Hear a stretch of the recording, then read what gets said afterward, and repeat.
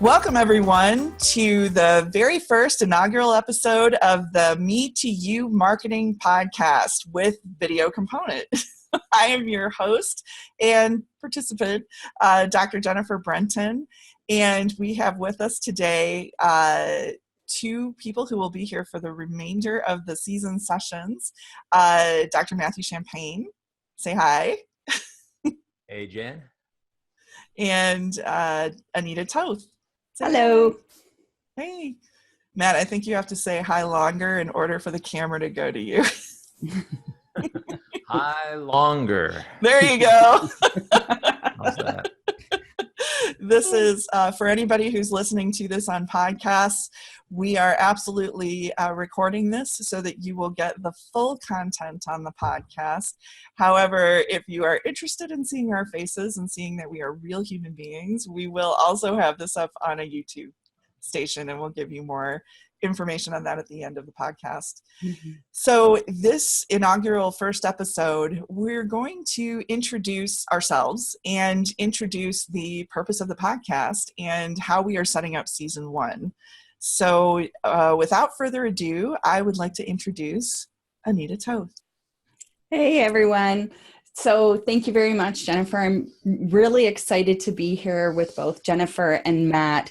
This has been, for me, probably 6-7 months of discussions with individuals, figuring out what it is that I wanted to help change. My background actually is as a research coordinator in a university. I did that for 7 years, but my 14-year career at the university was all around research, primarily in social science.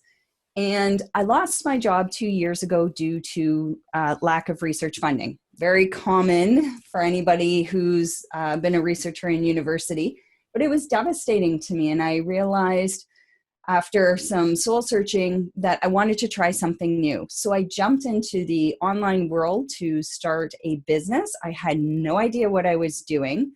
I came across an advertisement that sounded pretty good, so I did my research and checked into it. Sounded like a great idea until I got into it, a few months into it, and I realized I'd been had to the tune of about $10,000 Canadian, and I felt horrible. It really left a bad taste in my mouth. So I got out of that business, jumped into another one. Same thing, watched a webinar, thought, hey, this sounds great. This person seems like they really know what they're talking about. I'm going to join their course because after all, I only have till the end of this webinar to join. I paid my $2,000 at that point, got in and realized the same thing, that what I had been sold in the webinar was not really happening behind the scenes once I got into the course.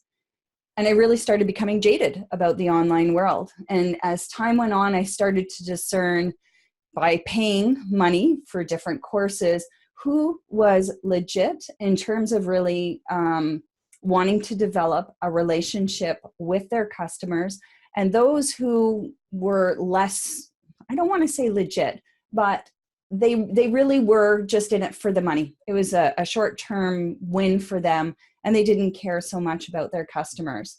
And I'm in all sorts of different Facebook groups, and I started to hear from other people how they didn't like a lot of the online tactics that are frequently used in digital marketing, and that they wanted alternative methods that really built around relationships. Relationships come first, the selling comes second.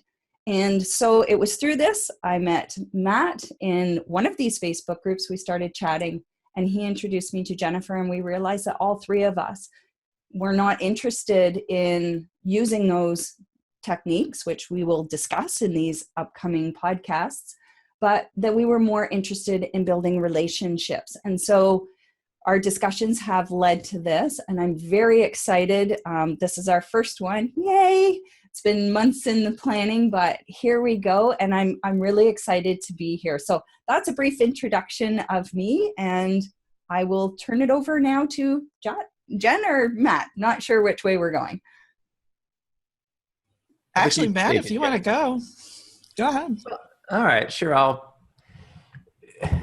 I'm into this. I think that I was about 9 months ago.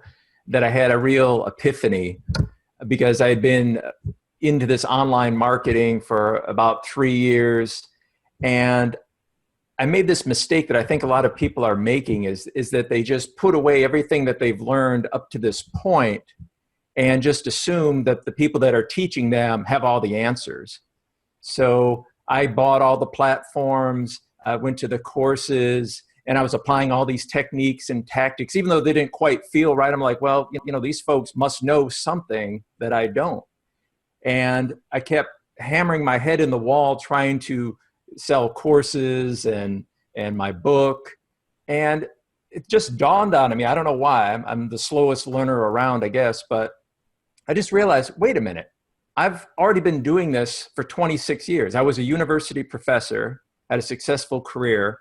I started a national laboratory, first in the world, dedicated to the evaluation of online learning. I was evaluating online learning courses in the 1990s when this new thing called the World Wide Web made that possible. And then I left higher ed to start a business during the internet boom. And I took my 3 smartest grad students with me, and we built a company that created the first online platform for evaluating courses, and ran that business for 10 years. And then I sold it for a lot of money and have had a consulting career all this time. But for some reason, in my mind, none of that seemed to matter. Like, oh, that's not online marketing. These folks must have something new that I need to learn.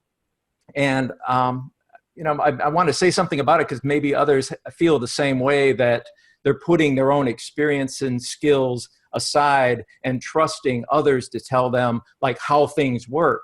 But they work the same. I'm a psychologist by training, and what I saw happening was the online marketing gurus and teachers were all teaching things that contradicted psychology. They violated psychological principles. They should not work, and they don't work.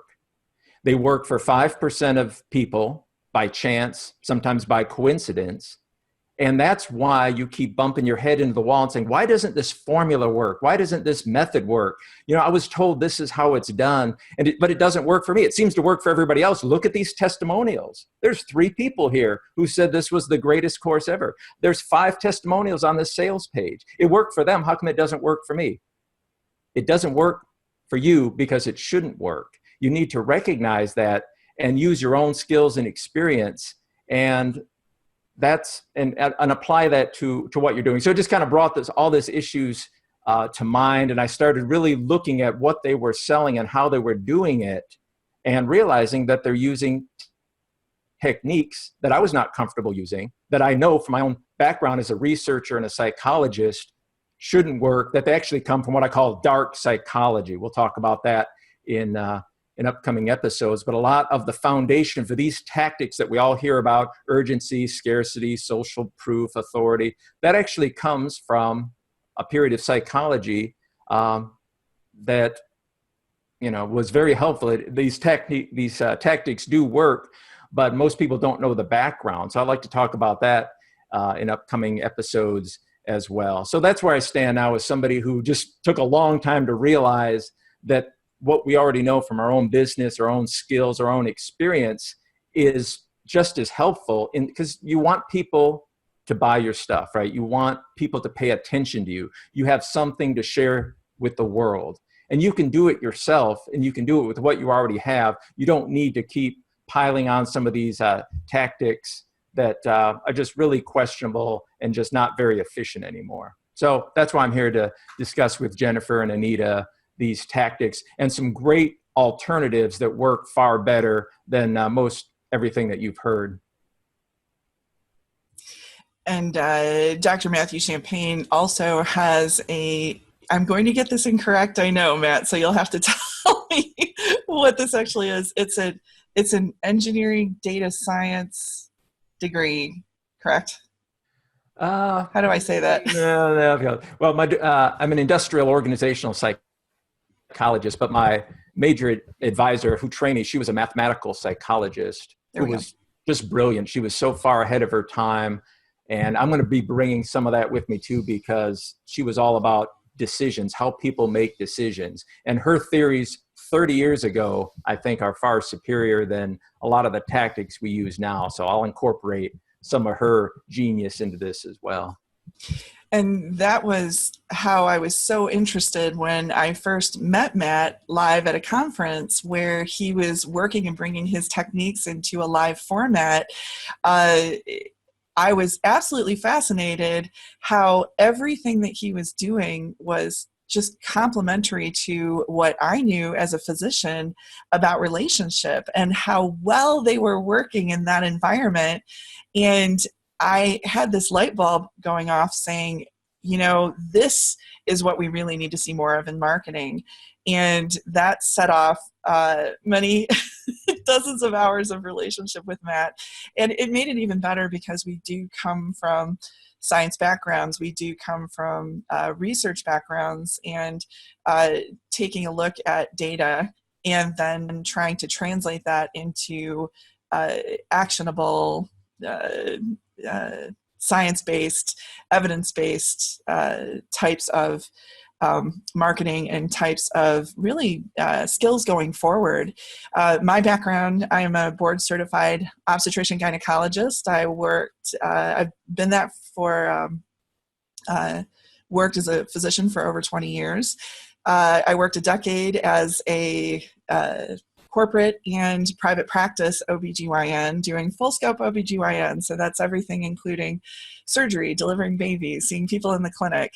And then I decided to go into business for myself and do this working for myself across the country.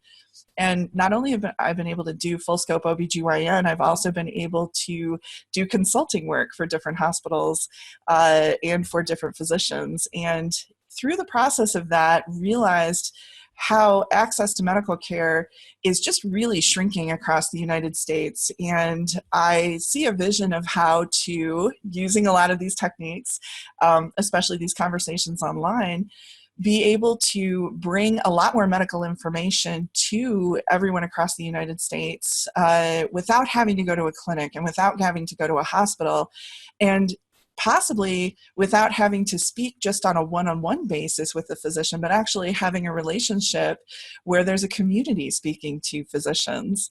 And in the process of studying all of this, studying under marketers and studying under people who are self-publishing books and information and copywriters, I met Matt at one of those conferences, and then he introduced me to Anita. And what I really have gotten excited about is the fact that my journey mirrors both of theirs, in that I always was bumping up against some of these marketing techniques where I thought, look, I would never treat a person in real life like this.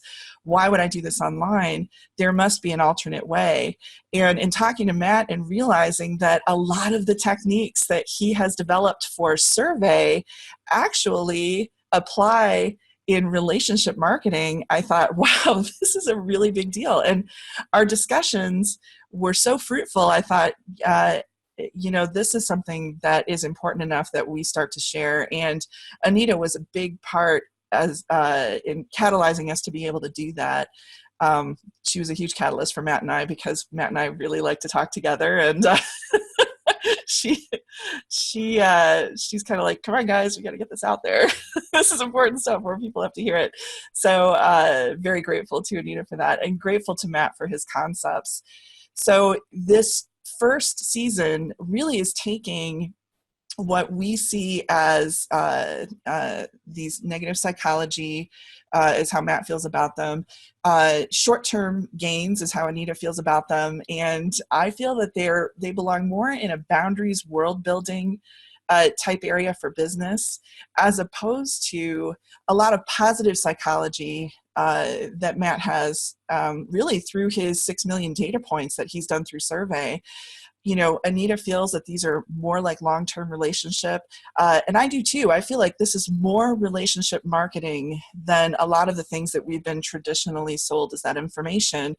And so the three of us really wanted to start this conversation online and share our thoughts and start getting some more people's thoughts on this topic, because we'd really like to see Marketing Go, especially for coaches who are Anita's passion, and for business professionals that already have very established businesses and with good reputations, that's Matt's passion, and for certified professionals who invested a lot in their studies, that's my passion. We'd like to see these groups especially go forward in a very positive fashion with relationship. For me as a healthcare professional, I see relationship extending life. I see it improving health. And how cool would it be if marketing actually helped to contribute to that? So in talking about this, Matt has 9 principles that he has learned over the years with his 6 million data points about the things that work with survey. And the reason why we'd like to talk about each of these points this season is that while Matt feels that these are these are the principles with which his survey method will work as a conversation with an audience to keep that audience forever, I feel that these are also relationship points. And I know other people share that opinion with me because they have interviewed Matt, and maybe you can talk about that a little bit. But one of his main points is purpose. And I'd like Matt to talk about that a little bit as we go into the purpose of this podcast. Sure, absolutely. Just to kick it off, when we speak about purpose, that's one of what I call the 9 principles. So the 9 principles are psychological principles that need to be in place for you to get 3 things: to get a lot of people to respond to your request for feedback or your surveys, to engage your customers and make them more loyal, excuse me, and to get the most accurate and meaningful results. And as Jennifer said, that it's the result of about 6 million data points. I've reviewed and critiqued and created about 7,000 surveys over the last 26 years or so. And this is for higher education and government, and military, and Fortune 500 companies. But they all had the same need, which is we want to ask the right questions in the right way to our customers, our members, students, clients, alumni. We want to get accurate, meaningful responses, and we want to have a lot of responses. We want to make sure that we have representative data here. So the principles came from a lot of data collection over the years to try to figure out, well, what sorts of things need to be in place for you to have accurate data and to get a lot of people to respond to you. And so this carries over into what we do now, right? If you're teaching a course, if you're hosting a webinar, doing an online summit, you're doing a live event, you manage a Facebook group, you want people to participate, you want them to respond, you're going to ask them questions, and you want to hear the answers because they have the answers, right? You're asking them, what can I do to improve? What could make this better? What do you want to see more of? Why are you here? What's your expectations? And you want them to respond, but too often we just throw out the questions and you'll get 5% or 10% of people to respond, and they give some answers, but are they representative? Is it misinformation, which is what I often find? And how do you continue this conversation? How do you make it not just a one-time ask, but how do you get them to respond again and again? And that's what the 9 principles solve, is how to keep your customers forever, as I say it. So Jennifer, do you want me to kick off with principle 1 or leave it there for you? Yeah, actually, if you don't mind talking about the first principle, which is purpose, because I think that will be a beautiful segue into how we're trying to use your first principle, which is purpose, throughout the course of this first season of the podcast. Sure. Now, of course, everything to me is surveys. So, everything to me is feedback. I should probably say everything to me is feedback. And so the question was, how do you get more people to respond? How do you get meaningful information? Well, principle 1 is purpose, to have a single purpose to your request. And this is violated all the time. And you know this, right? I mean, you go into your inbox and there's a survey there. You just went on vacation, or you got back from a plane trip, or you were just at a restaurant, and there it is. The survey's in your inbox. And they say, oh, please take 5 minutes of your time to help us improve our products and services. So you click, you go into the first question, you go into the second, and then on it goes. Click next, on it goes. And you're like, oh my gosh, when is this going to end? And then they start asking questions about, are you male or female? Do you have decision-making authority? How much money do you make? And you're like, I'm done, delete. And this is how most surveys are handled, because we try to dump everything into the survey as if this will be the only time we ever get to talk to our people. So everybody pile in your questions. And this was a consistent problem when I did surveys for organizations, because everybody wants to have their say. They want to make sure that their questions are in the one and only time that we'll ever get to talk to our customers. I said, no. Surveys is a conversation. You ask just a question or two, and then they respond, and back and forth you go. So the principle of purpose comes into mind, just keeping in mind there should be a single focus for this conversation. That's a survey is a conversation. If you're on a date, you're on your first date, and you're driving along, you wouldn't just go, hey baby, how's this? And, let me tell you about my childhood. And I went to school here, and where do you want to go for? You have a conversation. You ask one thing and your date responds, and back and forth you go. So I see surveys as like being on a date. And so in terms of purpose, what is the one purpose of this survey or this poll or this feedback request? And to do that, you have to start backwards. And this is what everybody forgets. Every survey is done wrong. It's done backwards. You say, well, I want to ask my people some questions. So you come up with the questions. And then you don't think too much about the response scales, how they're going to rate that question. And then you throw them out there. But the proper way to do a survey or to ask for feedback is first you think of the criteria. Like, what is the point of the survey?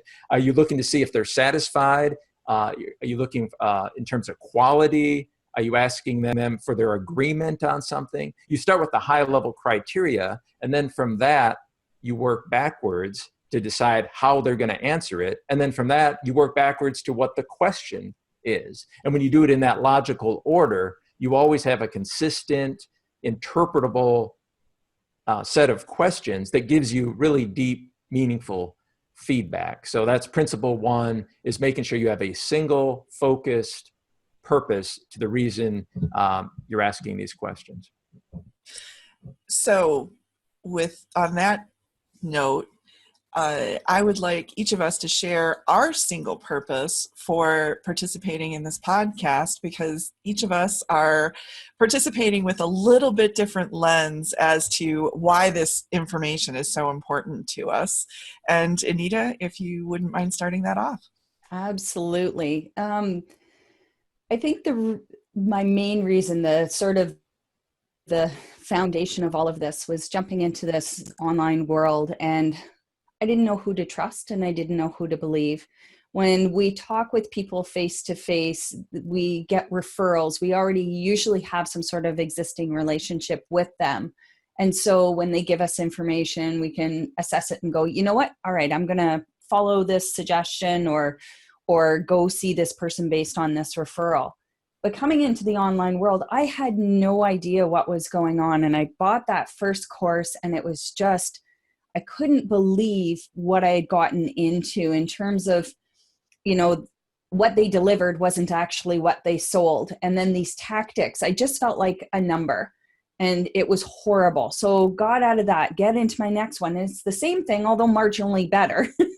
And then I realized there are degrees to this. But when I got into my own business, which was around specifically digital marketing, digital advertising, I realized I didn't want to use these tactics that I was seeing. They didn't fit right with who I am as a person. And Matt, I think, had talked about that previously. And I kept seeing this in Facebook groups that, I don't want to use scarcity and urgency that aren't real just to force people to buy because, the webinar's ending in 2 minutes. And if you don't whip out your credit card, then, you've missed your opportunity. It's always been important to me to build depth to my relationships versus having a lot of shallow ones. And that's what brought me here. I kept seeing this time and again, and it took me, I would say, a good year or so before I started to get a feeling of who I could trust in the online sphere in terms of the digital marketing world where I sit, and who I couldn't.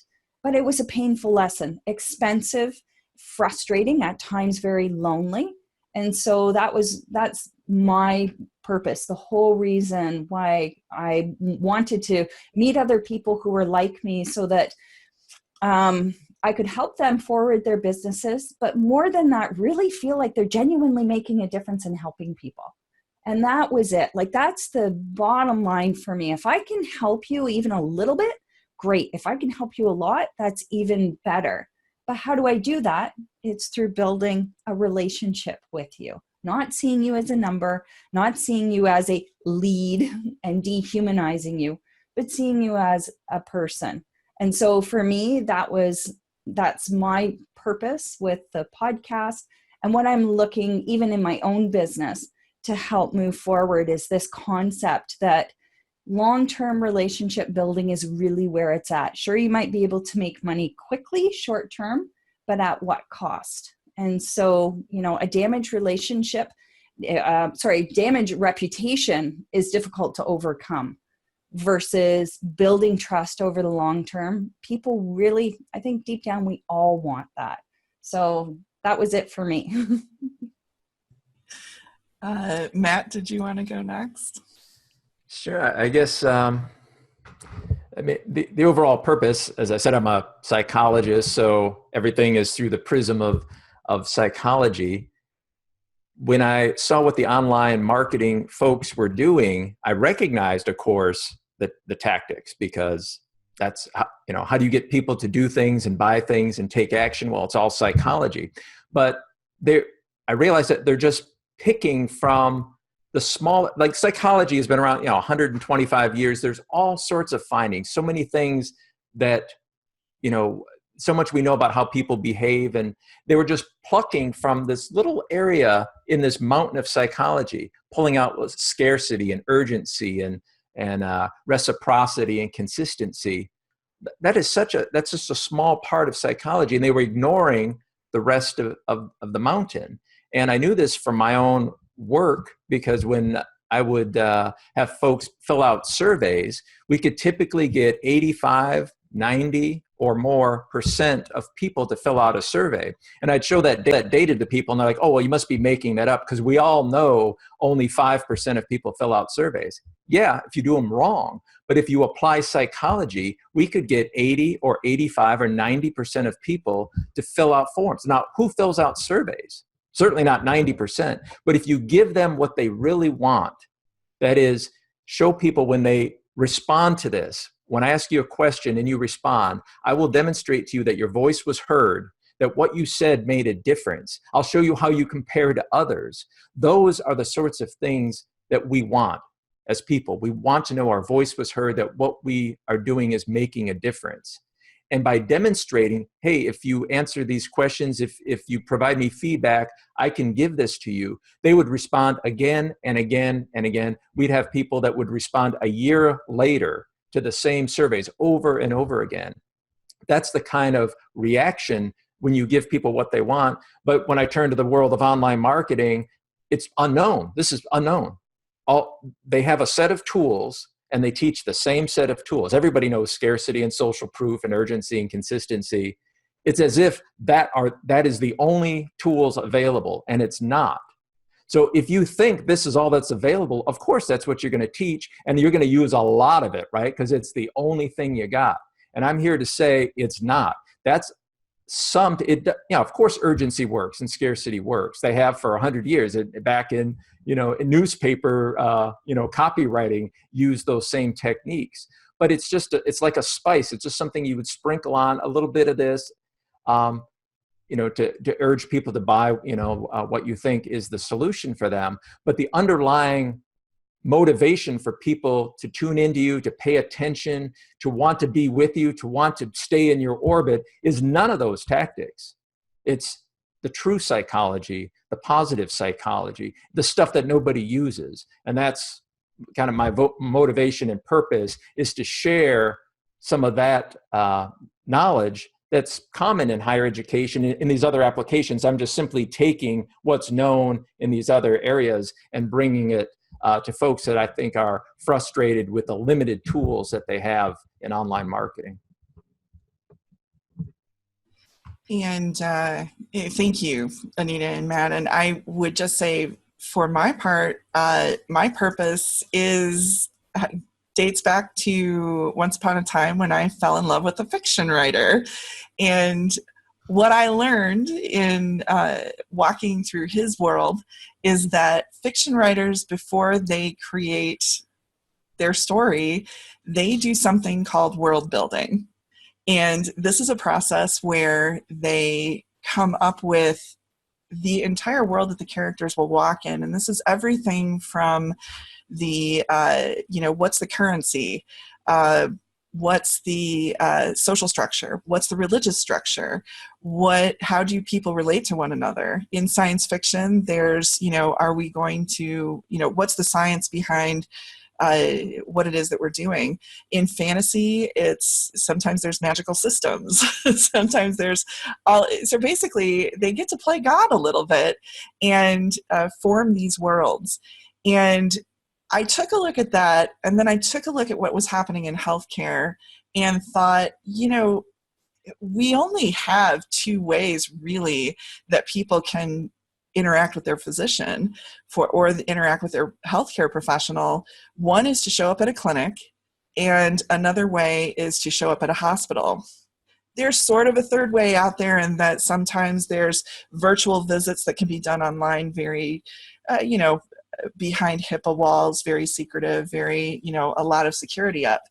However, I thought, wait a minute, what if we were going to world build another layer? What if we could have a world where physicians could actually speak to larger groups of people about the same types of information that we're giving people one-on-one? What if we could create these worlds where we could have open discussions that don't fall within a physician-patient relationship, but we're bigger than that, where we started talking about the technology that's out there, where we started having open forum discussions about whether vaccines were safe.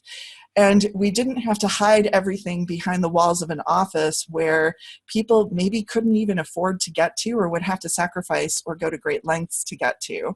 And that really opened up my eyes. And in thinking about business as something you can world build, I thought, wait a minute, relationship, in my view, is the meaning of life, and the language of relationship is story. And how in the world can we see other people's stories on a leveraged basis that much more quickly? Well, Matt's really helped us kind of solve that problem, or at least the first part of it, by his system of really focused and very well designed and well intentioned survey methods that, when I went through them in a live forum, didn't feel like survey. It actually felt like somebody cared what I had to say. And I thought, wow, that would be so incredible if we could interact with people online.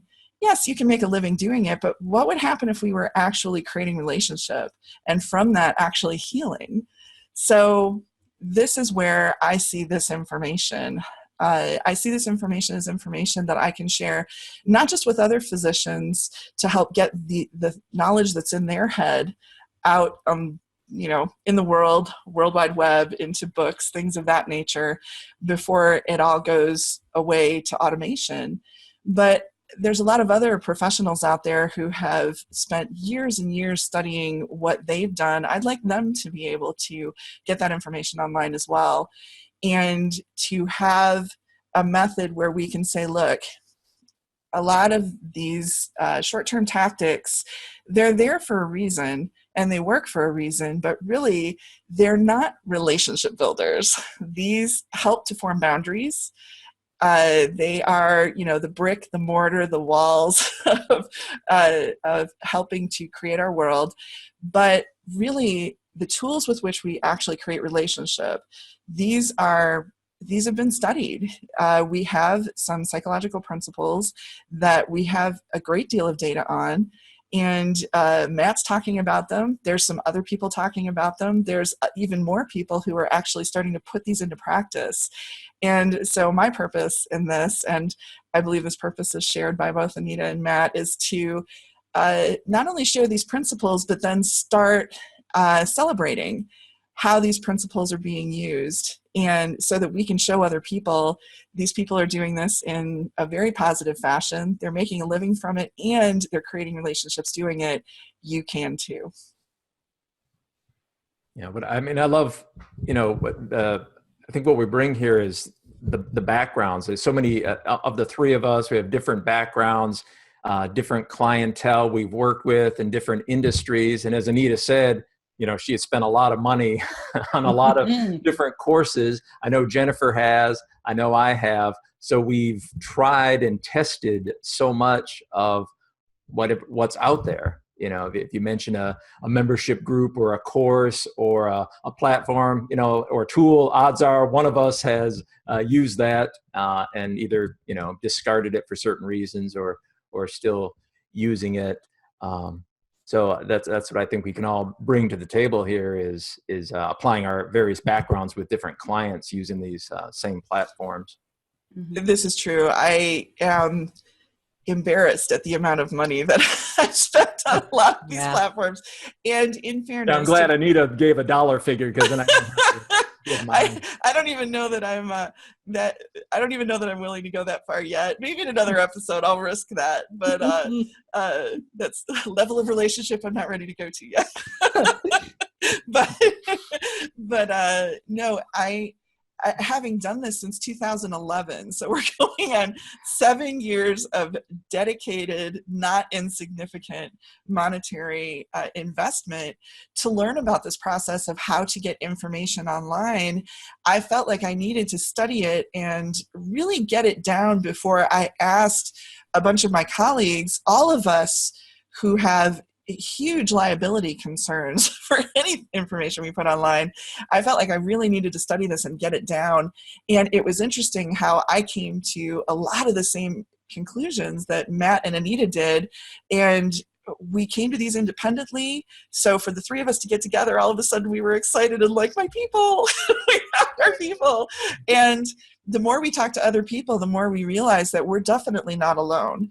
And so we wanted to present this podcast and present the community around this podcast to really start having this conversation.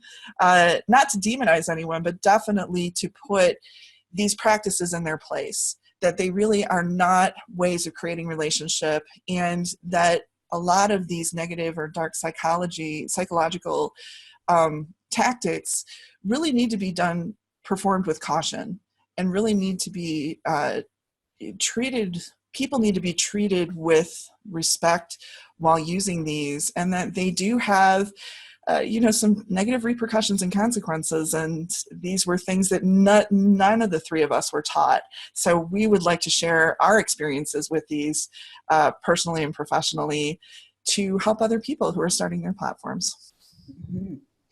And I wanted to say, further to that, particularly with coaches and consultants, but I think with all business owners, that for me, the biggest thing I noticed even when I was looking for clients for my business, trust is one of those things that you can lose so quickly, but it's so hard to build initially, but also rebuild if you damage it.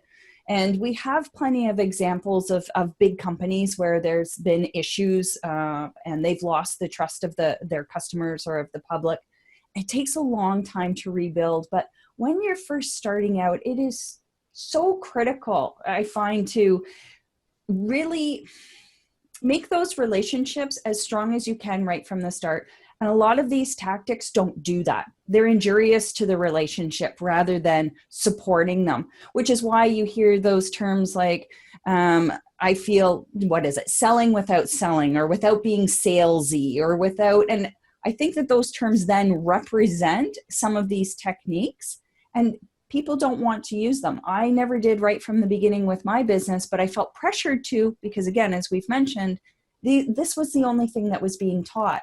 And my hope is that we will develop through this individually, as a movement, different methods, techniques, tactics that represent this relationship marketing or this relationship building versus what we currently see in the online sphere. So that's really my hope. And for me, I want to make this a movement. I want to bring people into this so that our voices can be heard, and together we can work and build an alternative. And that's always been sort of my motivating factor in all of this. Well, we thank you for joining us for the very first episode of the Me to You Marketing Podcast. I would like to thank Anita Toth and Dr. Matthew Champagne for being here. And we will have all the information for this podcast episode on our website. Please look to our liner notes, and thank you very much.